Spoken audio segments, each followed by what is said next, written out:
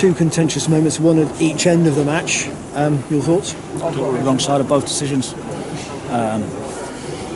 The way Northampton want to play, they want to buy free kicks and load the ball in the box, and I thought the referee got conned a lot of the time today. I think it's a red card. I think it's a Stonewall red card. I'm not quite sure how they can try and justify the fact that it wasn't. And even at the end there, their lad's rubbing Alex's head from the byline to the halfway line. He does re-up. He just blow the whistle. We're a minute and a half over, so we could just diffuse the whole situation. But other than that, I thought we showed a lot of resilience, a lot of determination, a lot of what we already have. That's why we've only conceded 5 goals in 6 months at home, so away from home on our travels. So they've won 6 on the spin at home, so it's a tough place to come. So lots of positives within a really difficult and tough afternoon. It looked as if after Conor put the penalty away, you're having a long discussion with the fourth official. Was that about why wasn't it a red card? Yeah, because I couldn't understand why it wasn't a red card. He's clean through.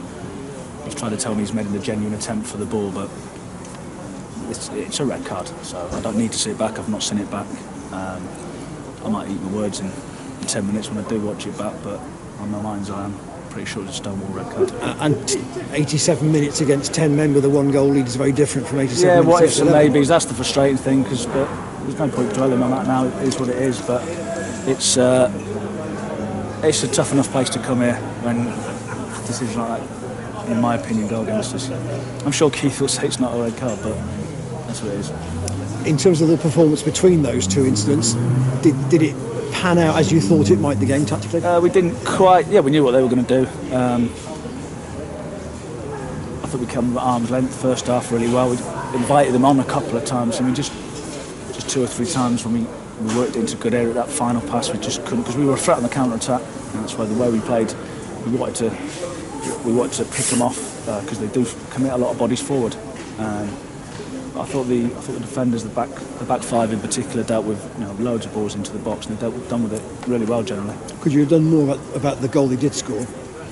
Yeah, it's again, I'll say it was I can't remember whether it was a free kick or not. I think Scott can get it away more, and Broomy's just not quite reacted. So yeah, it's a disappointing goal to give away. After all the balls in the box in free play, to concede from the way we did that is slightly disappointing. You made some changes, obviously, in the second half. Alex had half an hour, Tavon had 10 minutes. You were still trying to find that killer ball in the top third of the pitch, but that wasn't there today, was it? It wasn't quite there for you? No, it wasn't. That probably sums us up a little bit in the last few weeks, that final ball into the box hasn't been quite there, but the rest of it, the resilience, the determination, the shape of the team looked good. What does that mean for Alex in terms of a possible suspension, do you know? It'll be a 3-game ban, I would have thought, because it was a straight red card. Again, he could have just booked him. But I'll have to go in and see him in a minute, because there's too many things that I feel have gone against us over 95, 96 minutes, because it was constant in my opinion. So I'll go and have a chat with the referee now, and I'll probably walk out more frustrated, but I'm going to have to do it, because I've not done it before. But it's a tough place to come, but it's difficult when you've got to contend with that as well.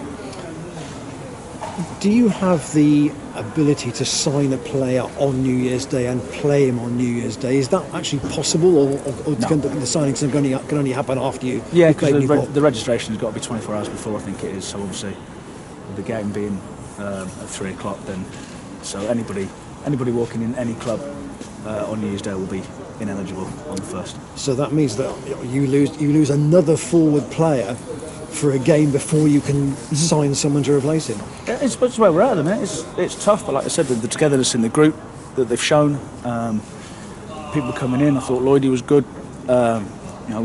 Chased and harried, and obviously won the penalty and showed some moment. We believe he's a good player.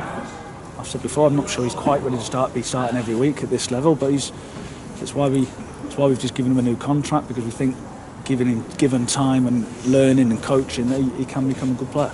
How long might Tav be able to do? He obviously had 10 minutes today, but how long is in him, do you think, at the moment? It's difficult for me to say. So if he needs to start a game, he start, and you assess it as the game's going on. Like you said, we went with a front 3 today, and then halfway through the second half we tweaked it and went back to what we normally do.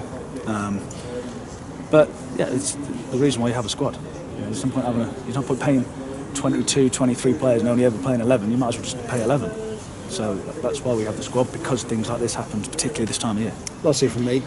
Tough physical challenge today, no less so at Newport.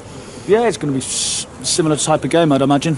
I think the pitch has turned there again, so we'll have to go then work out how we're going to try and combat it.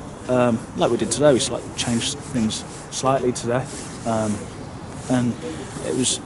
I think most people would take a point. Well, like I said, they just won 6 on the spin, so those 6 teams would have definitely taken a point away from that. Michael's teams work just as hard, don't they? And they're combative too, and you might almost say ugly, but they do the ugly stuff very effectively. There's no one way to play a game of football. There's no. I've been involved at Burnley where it's slightly different now because the tag's sort of stuck. But when we first got promoted, we played 4-4-2 and we got the ball into dangerous areas and played from there. So there's no one way of doing it. And like I said, the pitch that they play at Newport as well, it probably is conducive to that. So they do have a team of men almost. They have a way of playing, and Mickey gets them out of them, which is why when they've played against some of the big teams in the cups recently, they upset them because they play a different way to what most people do.